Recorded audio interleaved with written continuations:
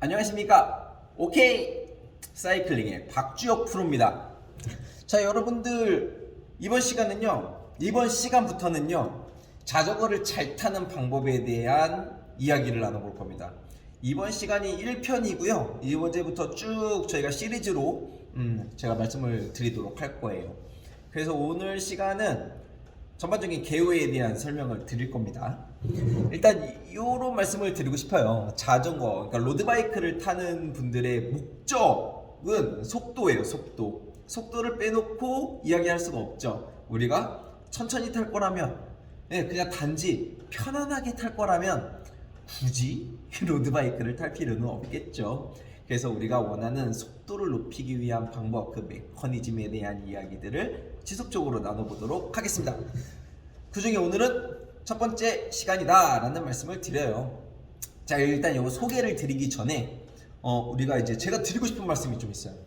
어떤 말씀이냐면, 자전거의 기술 발달은, 하드웨어는 눈부시게 발전하고 있어요. 굉장히 공기역학적으로도 무게, 강성 이런 것들은 굉장히 발전하고 있는 반면에 자전거를 다루는 몸의 메커니즘, 그런 다루는 메커니즘은 굉장히 속도가 더디게 향상되고 있어요. 생리학적으로는 굉장히 좀 빨리 그래도 발맞춰 나가고 있는데, 운동역학적으로는 이런 바이오 메커니즘 적으로는 거의 90년대에 있는 내용들을 아직까지도 사용하고 계시는 분들이 상당히 많다라는 말씀을 드립니다. 그래서 이런 부분들을 저희가 이제부터 하나하나 알아가보는 시간을 갖도록 할 겁니다. 자, 일단 요즘 이제 제 영상을 많이 보시는 분들이 늘어나신 것 같아요. 구독자가 또 이렇게 늘고 있고 조회수도 늘고 있더라고요. 그래서 저를 잘 모르시는 분들을 위해서 제 소개를 좀 간단하게 해볼게요. 저는 1996년도부터 2020년까지 엘리트 사이클 선수를 했습니다. 심지어 군대도 국군체육부대 나와가지고 군대 있을 때도 자전거를 탔어요. 그래서 이제 저는 로드 국가대표 출신이고요. 수자원공사 사이클팀, 국군체육부대, 그리고 금상군청 이렇게 3개 실업팀에 있었어요. 수자원공사 팀은 지금은 없는데 이제 지금은 KTX 팀, 대전에 연고가 있는 KTX 팀 정도로 이해하시면 될 것 같습니다. 그리고 이제 2005년부터는 이제 경륜 선수 12기로 들어가서 2020년까지 경륜 선수 생활을 했습니다. 그러니까 단거리부터 장거리까지 굉장히 좀 다양한 종목을 경험했다라는 말씀도 드려요. 그래서 대한민국 최초로 사이클 아카데미라는 것을 설립했어요. 지금 요즘 많이 사이클 아카데미들이 많잖아요. 그 원조가 저. 그래서 그 당시에는 앞에 수식어가 없었어요. 그냥 사이클 아카데미, 요게 전부였었던 때도 있었습니다.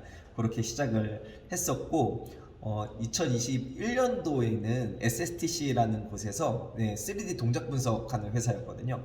이제 거기에서 세계에서 가장 좋은 장비로 우리 몸을 정확하게 측정하는 측정 장비로 사이클 분석을 하면서 연구를 하기 시작했습니다. 그리고 지금 이제 서울시 천인삼종협회 분과위원도 지냈었고요. 그리고 지금 여러분들이 보고 계신 사이클 랩의 주인장이기도 합니다.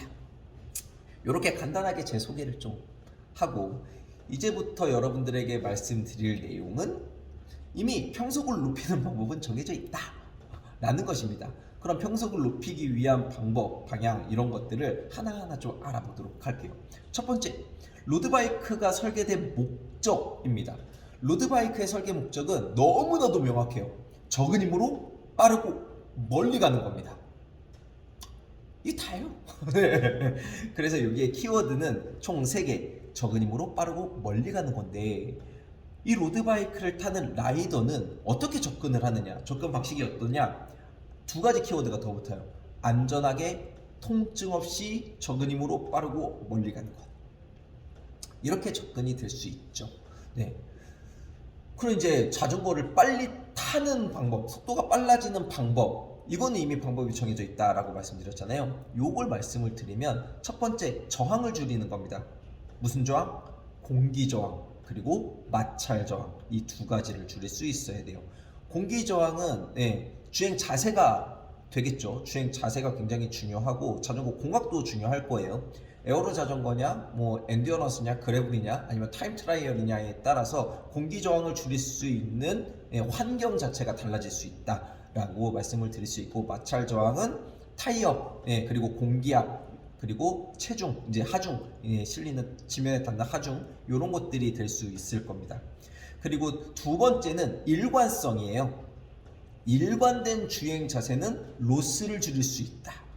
그래서 효율을 높일 수 있다라고 말씀드릴 수 있는데요.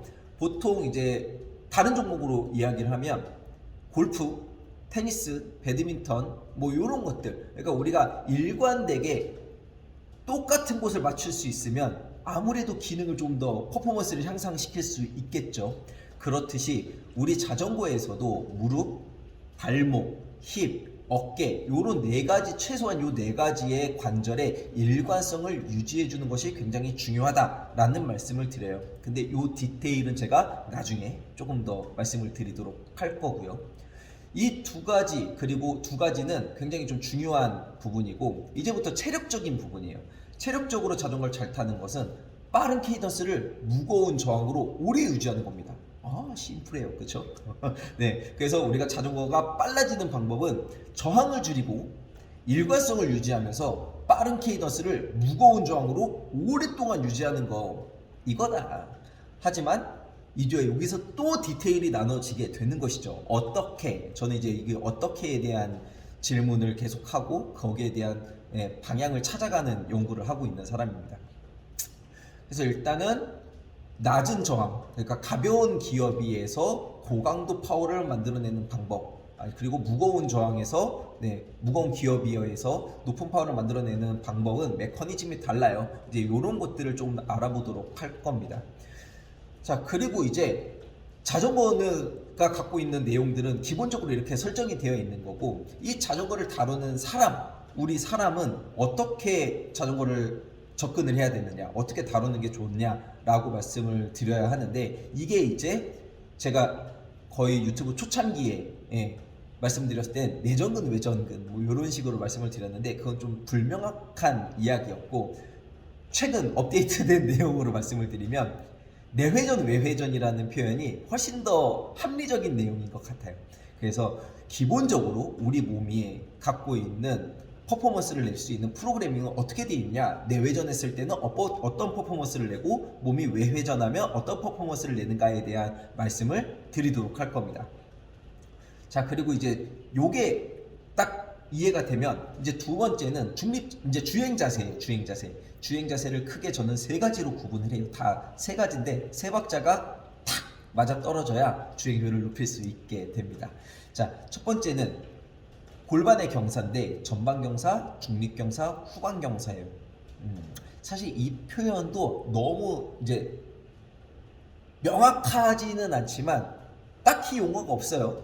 그렇다고 또 틀린 용어도 아니다 라는 말씀을 드려요. 그래서 일단 주행 자세, 요거를 말씀을 드리고, 전방 경사, 중립 경사, 후방 경사를 말씀드리고, 페달링에도 얘네랑 같이 세트로 움직이는 리어 풋, 미드 풋, 포어 풋 페달링이 있다 라는 말씀을 드리고, 그립 방법도, 자, 손을 그립을 이렇게 하는 하이퍼 익스텐션 그립, 익스텐션 그립, 플렉션 그립, 이렇게 세 가지로 구분이 돼요. 이 세 가지는 모두 다 합쳐져서 동일한 메커니즘으로 움직여야 한다라는 말씀을 드리고, 요것도 디테일은 이후 영상에 올리도록 하겠습니다. 그럼 이제 우리가 이런 방향을 알았으면 이제 뭘 해야 돼요? 나한테 잘 맞는 자전거 세팅이 들어가야죠.